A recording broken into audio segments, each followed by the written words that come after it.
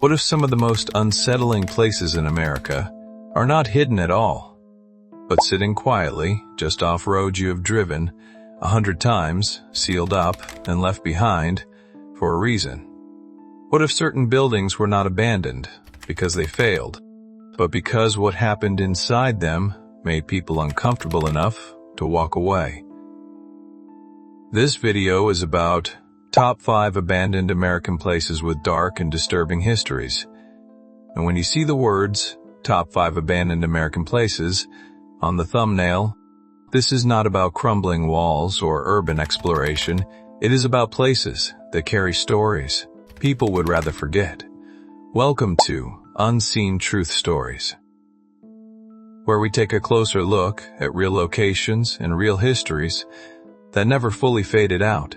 Wherever you are watching from, keep this in mind as we go through this list. Stories like these are not rare. They are just easier to ignore when buildings are locked and signs are posted. And if this kind of slow burn history is your thing, stick around, because we focus on the truths that tend to get left behind. Now, this is not a countdown meant to rush you through 5 spooky locations. Each place on this list earned its abandonment slowly and quietly after events that crossed lines people did not want to confront anymore. Some were meant to help, some were meant to protect, and some were meant to serve communities that eventually turned away. We're starting with number 5. And as this list unfolds, you'll begin to notice a pattern. These places were not just abandoned, they were avoided. Number 5 on this list does not look dangerous at first glance. And that is exactly why it unsettles people once they know the truth.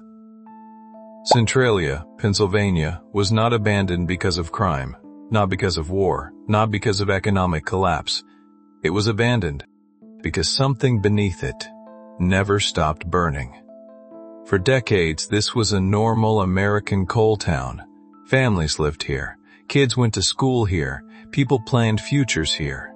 On the surface, it was quiet, working class, predictable.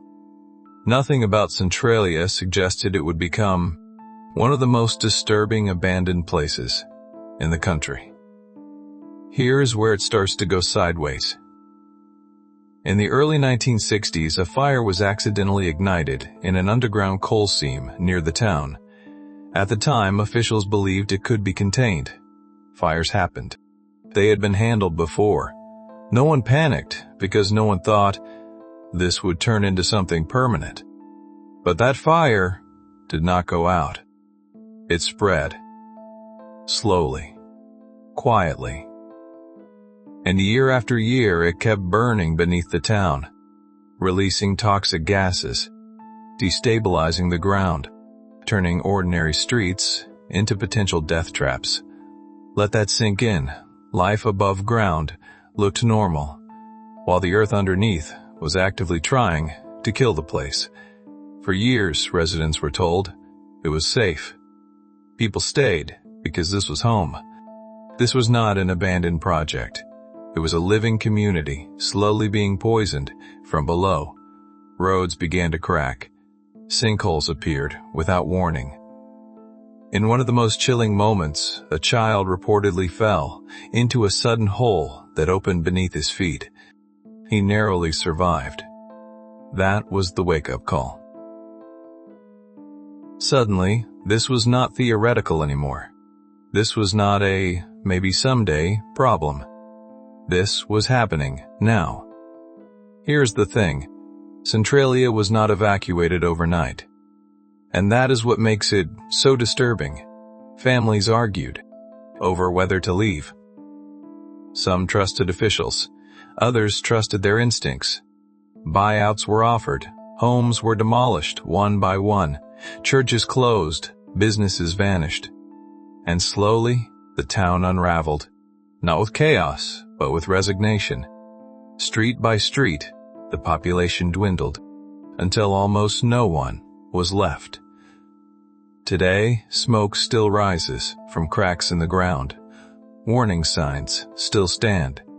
And the fire, it is expected to burn for decades more. What makes Centralia different from other abandoned places is that nothing ever truly ended. There was no final moment, no clean closure. The town was not destroyed. It was surrendered. And that is what sticks with people.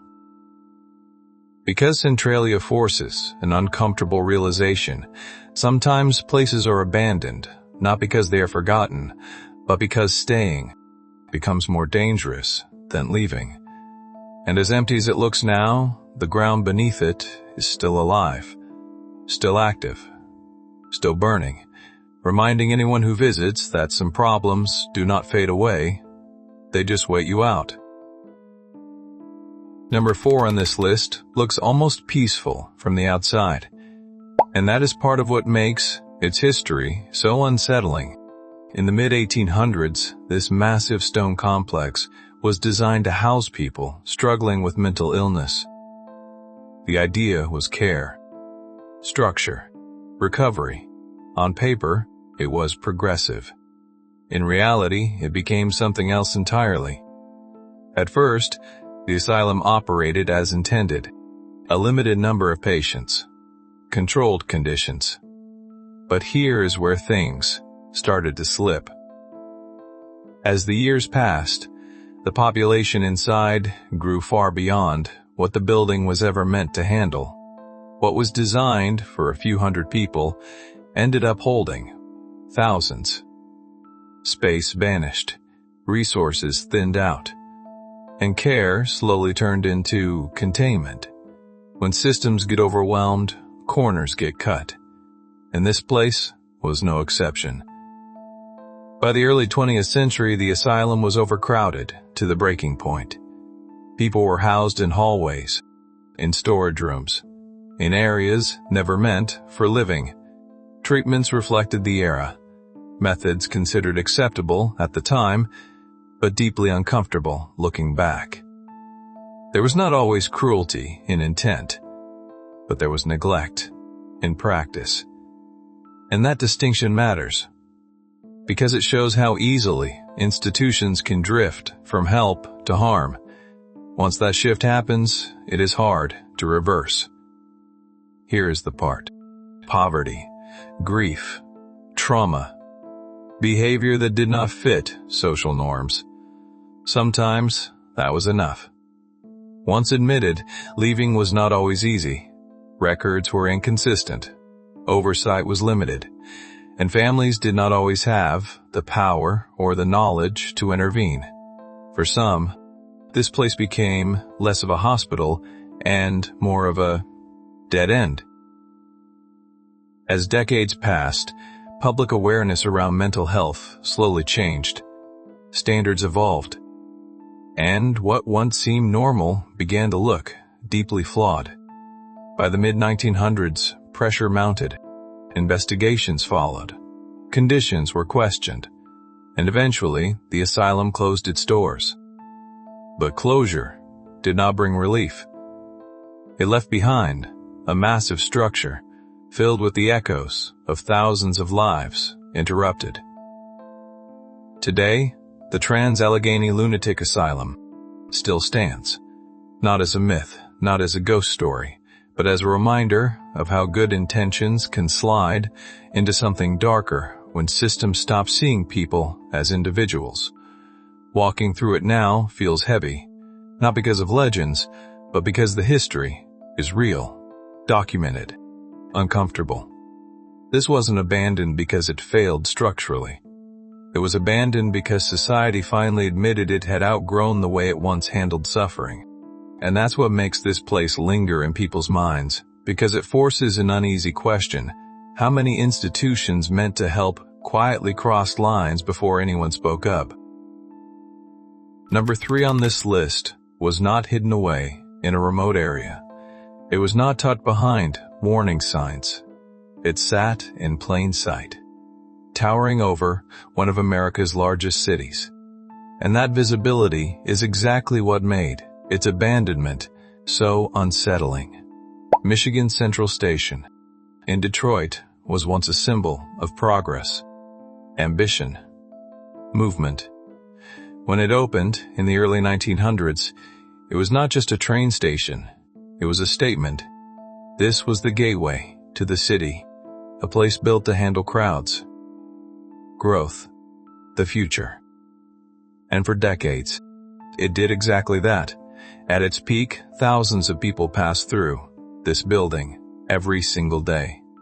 Soldiers departing for war, families starting new lives, workers commuting, travelers coming and going. It was loud, busy, alive. And then, slowly at first, things began to change. Rail travel declined, highways took over, and the city itself began struggling with economic shifts. That hit hard and did not let up. What is chilling is how visible the decline was. This was not a secret. Everyone could see it, happening in real time. Here is where it gets uncomfortable. The station did not close because it stopped being useful overnight. It closed because maintaining it became impossible. In a city already fighting to survive, foot traffic dried up. Portions of the building shut down. Entire floors went dark. And eventually, in the late 1980s, the station closed completely, leaving behind a massive structure with no clear future, no grand farewell, no meaningful transition. One day, it was operating, and then it was not. After that, Michigan Central Station became something else entirely. Windows shattered, walls were stripped. Nature crept in through broken roofs and collapsed ceilings. The building turned into a public symbol of abandonment, photographed endlessly, argued over endlessly, and yet left untouched for decades. That is the part that hits hard. For people the decision became, for people that lived in Detroit, it was right there, visible from major roads, impossible to miss. Every boarded window, every crumbling wall, told the same story. Something important had been left behind, and no one knew how to fix it. And while rumors and myths grew around the building, the real discomfort came from something else. Its decline mirrored what the city itself was going through. Eventually, attention returned. Plans were discussed. Debates dragged on. And years later, restoration efforts finally began, turning the station into a symbol of renewal rather than decay.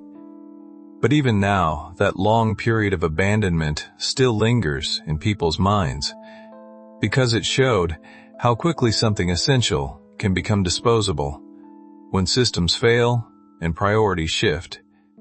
Michigan Central Station was not abandoned because of one dark event. It was abandoned because an entire era ended and no one knew what came next. And that is why it earns its place on this list, because sometimes the most disturbing abandoned places are not tied to secret horrors, but to public decline that everyone saw coming and could not stop. Number 2 on this list was not abandoned because it fell apart. It was not abandoned because it ran out of money. It was abandoned because people were afraid of what it represented. North Brother Island sits quietly in the East River, less than a mile from the Bronx, surrounded by one of the most densely populated cities in the country. And yet, almost no one is allowed to step foot on it. That alone should raise eyebrows, because when a place remains off limits for decades, it is usually not by accident. At the turn of the 20th century, North Brother Island was used as a quarantine site, a place to isolate people suffering from contagious diseases. On paper, the goal was public safety. In reality, it became a place where people were sent, and often forgotten. Patients were removed from their lives, cut off from families. Placed on an island, they could not leave freely. Once you arrived, control over your own future became very limited. And that loss of agency is what gives this place its uneasy reputation. Here is where it really starts to sink in. One of the most infamous residents of North Brother Island was a woman later known as Typhoid Mary. She was forcibly isolated for years after being identified as a carrier of the disease. Whether people believe her treatment was justified or not, her story highlights the core discomfort surrounding the island. Decisions were made about people, not with them. Fear of infection outweighed individual rights. And once that line was crossed, it was hard to step back. Over time, the island expanded. More buildings were added, more patients arrived. But conditions did not improve the way officials promised. Staffing shortages, poor maintenance, neglect. These became part of daily life. When disasters struck, fires, accidents, responses were slow, and consequences were severe. Eventually, as medical understanding evolved and public opinion shifted, the island's role became harder to defend. By the mid-20th century, its facilities were shut down, and North Brother Island was officially abandoned. But unlike most abandoned places, this one was not opened up. It was not redeveloped. It was not repurposed. It was sealed off. Nature took over quickly. Buildings collapsed. Trees grew through hospital walls, and the silence settled in. What makes this place unsettling is not rumors or ghost stories. It is the fact that it sits so close to millions of people, yet remains completely unreachable. You can see it from the water, but you cannot go there. It exists as a reminder of how fear can justify isolation, and how easily compassion can be sidelined in the name of safety. Even today, access remains restricted. The island is protected, monitored, largely untouched, not because it is unsafe structurally, but because reopening it would force a reckoning with what happened there. North Brother Island was not abandoned due to collapse. It was abandoned because society moved on, before fully coming to terms with the choices it made. And that is why it earns the number 2 spot on this list. Because it shows how quickly fear can turn a place into a boundary, and how some locations are left behind, not to be forgotten, but to remain untouched, carrying stories no one is quite ready to confront. Number 1 on this list was not abandoned quietly. It was not abandoned because it became obsolete. It was abandoned because what happened inside could no longer be justified. The Ohio State Reformatory in Mansfield looks imposing even now, with its towering stone walls and castle-like exterior. But when it opened in the late 1800s, it was marketed as something progressive. This was not supposed to be just a prison. It was meant to rehabilitate, to reform, to turn lives around. That was the promise. The reality was much harder to face. At first, the reformatory focused on young, first-time offenders, structure, discipline, education. But over time, that mission drifted. Populations grew, funding failed to keep up, and conditions began to deteriorate. Cells designed for one person held multiple inmates. Basic needs were stretched thin, and the line between correction and punishment blurred fast. Here's the thing. When institutions stop seeing people as individuals and start seeing them as problems to manage, everything changes, and not for the better. What makes this place especially disturbing is not one single incident, but a pattern that repeated itself for decades. Overcrowding became the norm. Sanitation declined. Medical care was limited. Reports of mistreatment surfaced. But oversight was weak. And accountability was rare. For those inside, time moved differently. Days blended together. Hope thinned out. And the longer people stayed, the harder it became to imagine a life beyond those walls. By the mid-20th century, pressure began to build. Lawsuits were filed. Investigations followed. Former inmates spoke out about conditions that violated basic standards of human dignity. And for the first time, the reformatory faced scrutiny it could not brush aside.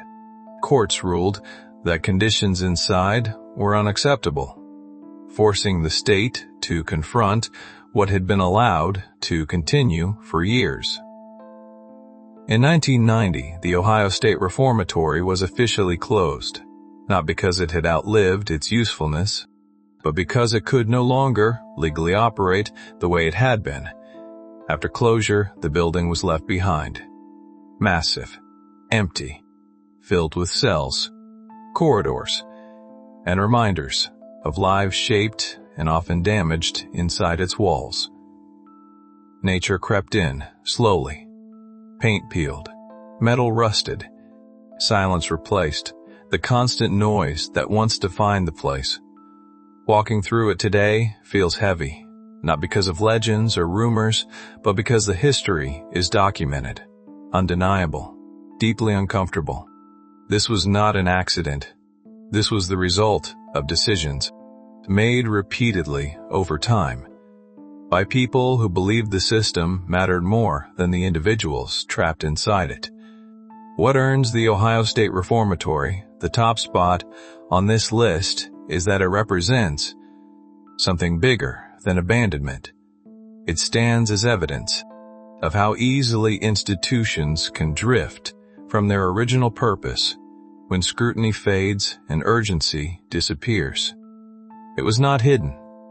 It was not secret. It was accepted until it was not. And that is the part that lingers. Because this place forces a hard question, one that goes beyond walls and cells. How many systems meant to reform quietly cause harm before anyone steps in to stop them? As empty as it is now, the reformatory does not feel finished. Its abandonment did not erase what happened there. It froze it in place. And that is why, long after the doors were locked, it remains one of the most unsettling, abandoned places in America. Not because of what might still be inside, but because of what people allowed to happen when it was fully operational. When you look back at all 5 of these places, what stands out is not just that they were abandoned, but why they were left behind. Each one tells a different story, but the pattern is hard to ignore. These were not failures that happened overnight, uncomfortable. Situations people learned to live with until walking away felt easier than fixing what was broken. Fires that never went out. Institutions that lost sight of the people inside them. Places sealed off, not because they were forgotten, but because remembering them forces questions no one likes answering. What makes abandoned places unsettling is not the silence. It is what they remind us of. Decisions made, warnings ignored, lines crossed gradually, not dramatically. And whether you live near one of these locations or have driven past something similar without thinking twice, the reality is this. Stories like these are not rare. They are just easier to ignore when doors are locked and history is out of sight. If one of these places stuck with you more than the others, let people know in the comments. And tell us where you are watching from, because every location has its own version of unfinished history. And if you want to keep exploring the stories most people avoid, make sure you are subscribed to Unseen Truth Stories. We will keep digging into the places, cases, and moments that were never really put to rest.